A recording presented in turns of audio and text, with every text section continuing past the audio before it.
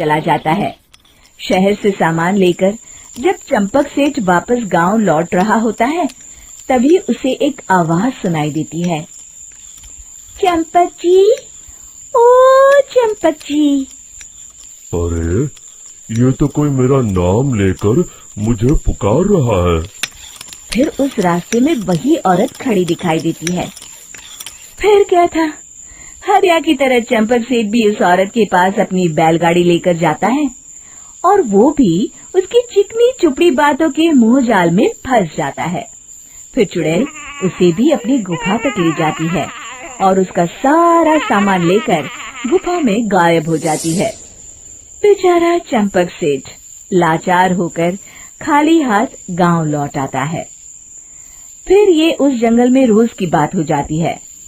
जो कोई भी शहर से कुछ लेकर गांव की तरफ लौटता, वो चुड़ैल उसे बेवकूफ बनाकर उसका सारा सामान लेकर गुफा में गायब हो जाती। एक दिन हरिया एक लकड़हारे को उसी जंगल की तरफ जाते हुए देखता है। फिर हरिया उसे रोकते हुए कहता है, अरे भाई, क्यों अपनी मौत को दावत दे रहे हो? मेरी बात मानो, आगे जंगल में मत जाओ, वहाँ एक बड़ी भयानक चुड़ैल रहती है। लकड़हारा हरिया की बातों को नजरअंदाज करते हुए कहता है, अरे भाई, मुझे पहले ही बहुत देर हो चुकी है, मुझे जाने दो भाई। शाम तक लकड़ियाँ काट कर शहर के बाजार में बेचना है।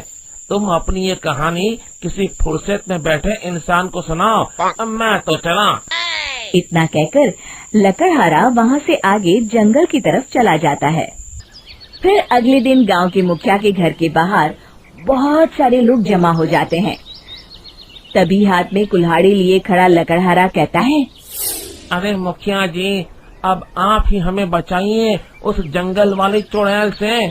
हमारा सारा काम तो शहर से ही होता है। अरे मुखिया जी, उस चुड़ैल की वजह से तो मैं पूरी तरह बर्बाद हो गया हूँ। हम सबको मिलकर उस चुड़ैल का कोई इलाज करना पड़ेगा। तभी भीड़ में खड़ा वीरा कहता है, आप लोग चिंता मत करिए, कल से वो चुड़ैल किसी को नहीं लूट पाएगी। मेरे पास एक बहुत अच्छी तरकीब है। तभी चंपक सेठ उसका मजाक उड़ाते हुए कहता है, अरे तेरा नाम वीरा है तो क्या हुआ? तूने अभी उस चुड़ैल को देखा नहीं है? जाकर अपना काम कर, बड़ा आया। तब मुखिया जी कहते हैं, नहीं चंपक सेठ, मुझे लगता है हमें इस लड़के को एक मौका देना चाहिए। फिर सभी गांव वाले मुखिया जी की बातों से सहमत हो जाते हैं और वीरा शाम को एक बैलगाड़ी में कुछ सामान लादकर उस जंगल की ओर चल देता है। वीरा, ओ वीरा, कहाँ जा रहा है? तभी वीरा मुड़ के देखता है, वही चुड़ैल एक औरत के रूप में खड़ी है। अरे बहन जी, मैं आपको ही ढूंढ रहा था। देखिए, मैं आपके लिए क्या लाया हूँ। अरे वाह, तो खुद मेरे लिए इतना सामान लाया है। तू ही अकेला गांव में समझदार है। जरा देखो, मैं भी खोल के, बड़े भूख लगी है। जैसे ही चुड़ैल उस सामान पर से कपड़ा हटाती है, एक भगवान शिव की तेज रोशनी उसके अंदर मूर्ति से निकलती है और चुड़ैल अपने असली रूप में आकर जलने लगती है।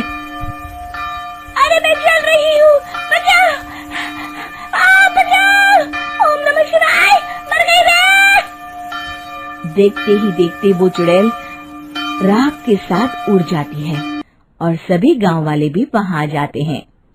शिक्षा बुराई पे सदा अच्छाई की ही जीत होती है।